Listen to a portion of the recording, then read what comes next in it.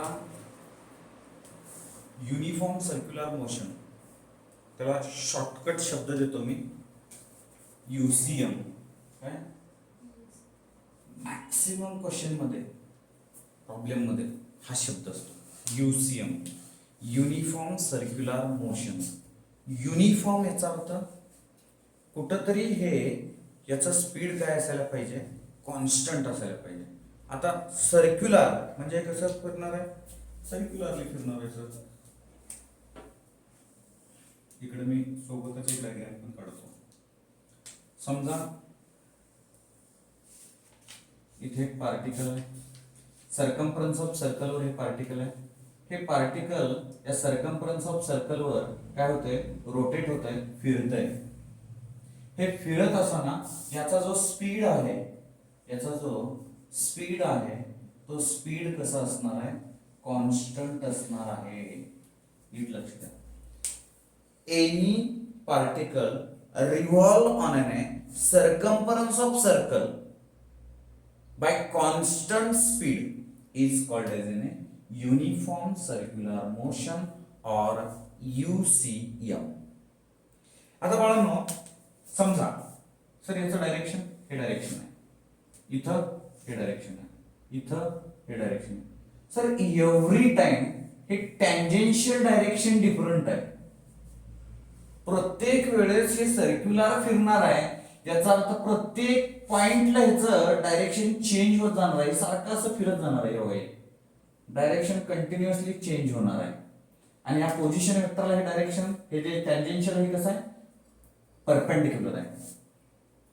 याला centripetal acceleration असं म्हणतो. याला कसलं म्हणतो, सेंट्रीपिटल ऍक्सेलरेशन असं म्हणतो. एव्हरी टाइम टँजेन्शियल हे जे चेंज आहे, हे जे डायरेक्शन आहे, त्या पर्टिक्युलर पॉइंटची जी व्हेलॉसिटीचं प्रत्येक पोझिशनला हे त्याचं डायरेक्शन काय होतं, शिफ्ट होतंय. आता टँजेन्शियल म्हणजे ह्याला काय असणार आहे, स्पर्शिका पण tangent, that is called tangential. आता इथं नीट लक्ष द्या, हे जे आहे आता ह्याला हे परपेंडिक्युलर आहे, याला आपण टँजेन्शियल काय म्हणणार आहे, ऍक्सेलरेशन. आता tangential force, sorry centripetal acceleration हा शब्द वापरला. सेंट्रीपिटल याचं जे डायरेक्शन आहे हे टुवर्ड्स द, आता मी F C P centripetal force, F C F centrifugal force, centrifugal acceleration, centripetal acceleration, दोन्ही शब्द नीट लक्षात द्यायचं. इथं एखादा फोर्स, एक असा फोर्स आहे, या पार्टिकलचा जो फोर्स आहे ते टुवर्ड्स द सेंटर आहे, कुठं, इथं, तर त्याला काय म्हणायचं, सेंट्रीपिटल. या पार्टिकलचा कंप्लीट फोर्स कुठल्या साईडला आहे, अवे फ्रॉम द सेंटर आहे, सेंटरच्या अपोजिटला आहे, त्याला सेंट्रीफ्युगल फोर्स असं म्हणायचं. तुम्ही एखाद्या गाडीत बसलाय, लेफ्टला टर्न मारलाय, तुम्ही राईट साईडला झुकला जाता, सेंट्रीफ्युगल फोर्स. काय करायचं, एक बादली भरायची अर्धी आणि असं व्हर्टिकली कॉन्स्टंट स्पीडनं फिरवायचा, स्लो नाही फिरवायचं. कॉन्स्टंट स्पीडनं फिरवून बघा, पाणी सांडत नाहीये, कारण त्या पाण्यावर सेंट्रीफ्युगल फोर्स असतो. सेंट्रीपिटल फोर्स म्हणजे काय, सेंट्रीपिटल, पिटल टुवर्ड्स द सेंटर. अर्थ रिव्हॉल्व अराउंड द सन. असं झालं नाही आता पृथ्वीला कंटाळा आलाय मंगळाच्या भोवती फिरायचं, चला आता, ओके, नाही आहे तसं. आपण फक्त हे काय, हे जे काय हे ग्रह आपण म्हणतो आपण त्याला, हे जे आहेत ना, हे सगळे कुणाच्या अराउंड आहे, सनच्या अराउंडला रिव्हॉल्व होते due to the gravitational acceleration. सनचं सुद्धा असणार ना काहीतरी, त्याच्यामुळे त्याच्या अराउंडला फिरतंय ना. जी म्हणजे जसं अर्थच्या अराउंडला कोण फिरतं, moon, moon revolve around the earth due to gravitational. Electron revolve around the nucleus. Okay, हे जे रिव्होल्युशन आहे हे सगळं कोणतं आहे, सेंट्रीपिटल. चुकून चंद्र हुकला ग्रॅव्हिटेशनल मधून, चुकून थोडा आत आला, येऊन अर्थवर आदळला, दणकन.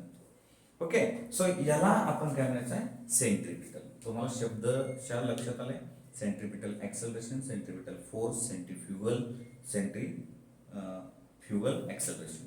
ओके, हे चार शब्द मी बोललो. मी याला टाइम, आता पुढचा जो पॉइंट आहे तो period,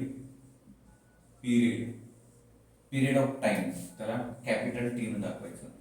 the particle to complete one revolution, the required time is called as a period of revolution. या पार्टिकलला सर्कम्फरन्स ऑफ सर्कलवर जेवढा एक कंप्लीट सर्कल, एक सिंगल सर्कल कंप्लीट करण्यासाठी जो वेळ लागलाय त्याला काय म्हणायचं आपण, पिरियड ऑफ टाइम. मग ते पिरियड ऑफ टाइम आपल्याला सांगा व्हेलॉसिटी इक्वल टू काय असतं, डिस्टन्स अपॉन टाइम. मग velocity equal to total distance किती रे, सर्कम्फरन्स म्हणजे 2 पाय r अपॉन t. मला t हवाय, t ला इकडे v ला इकडे, so t is equal to 2 pi r upon v. So this is your time period. हे काय झालं तुमचं टाइम पिरियड झालं. r काय असणार आहे, रेडियस असणार आहे. r काय असणार आहे, रेडियस असणार आहे. क्लिअर आहे. v काय असणार आहे, व्हेलॉसिटी असणार आहे पार्टिकलचं. t काय, त्यांनी एक चक्कर कंप्लीट केलेलं त्याचं काय टाइम आहे. मग फ्रिक्वेन्सी कशाला म्हणायचं, आता सध्या फ्रिक्वेन्सीचं जास्त काम नाहीये तरी पण सांगून ठेवतो, कारण सीईटी ला वगैरे विचारलं जातं फ्रिक्वेन्सी. हे बाळांनो यांना दाखवायचं फ्रिक्वेन्सीला, काही ठिकाणी f वापरलंय, आता मी सध्या n वापरतोय. Frequency is the number of rotation complete for 1 second. एका सेकंदात ह्यानं किती चक्रा मारल्या कोणी पार्टिकलनं, त्याला काय म्हणायचं आपण, frequency. Means n is equal to 1 upon t. n is equal to काय येणार आहे, 1 upon t.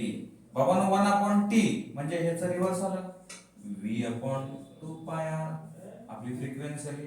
Frequency is measured in hertz. काय शब्द, हर्ट्स.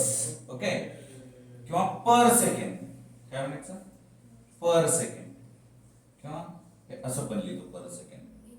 ओके, याचं काय येणार आहे SI युनिट, सेकंड. याचं SI युनिट काय येणार आहे, सेकंड. आता अजून एक पॉइंट सांगतो, angular speed. Angular speed. Sir speed ऐकलं होतं, स्पीड ऐकलं होतं, v म्हणजे स्पीडच आहे सर, पण लिनियर आणि अँग्युलर मध्ये फरक काय. हे पार्टिकल सरळ जात आहे, लिनियर स्पीड. हे पार्टिकल गोल जात आहे, सर्क्युलर जात आहे, अँग्युलर. शब्द कधी अँग्युलर यायचा, हे असं सर्क्युलरली गेलं की काय घ्यायचं, angular. It is denoted by omega. काय म्हणायचं ना, omega. Okay, this is called as an omega, not W. Okay, so omega बरोबर थीटा अपॉन टी असतं. किती असतं, थीटा अपॉन टी. ऍक्च्युली एक चक्कर मारायला किती लागले, किती अँगल आहे, 2 pi upon T. Omega is equal to 2 pi upon T. काही ठिकाणी जर तुम्हाला theta equal to omega T लिहिलं तर काही नवल वाटायला नाही पाहिजे,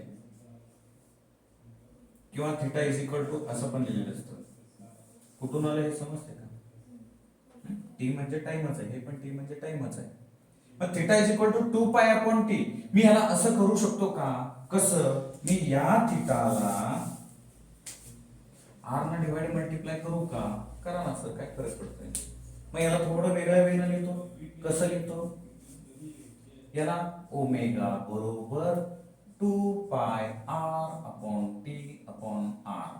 कसं लिहिलं बघा, ओमेगा बरोबर 2 pi r upon T upon r. T R as it is T खाली येऊ शकतं, 2 pi r.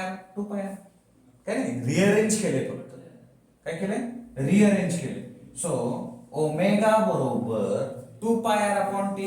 2 pi r upon t काय बघा, 2 पाय r अपॉन टी काय, लिनियर वेलोसिटी. आता याला काय म्हणायचं, लिनियर वेलोसिटी. काय येतं, linear velocity v upon r. Omega बरोबर काय आलं, v upon r. Then can I write here, याला इकडे पाठवतो, v equal to r omega. This is the relation between, काय म्हणतो बघा आता, रिलेशन बिटवीन कुणाकुणातलं रे, रिलेशन बिटवीन अँग्युलर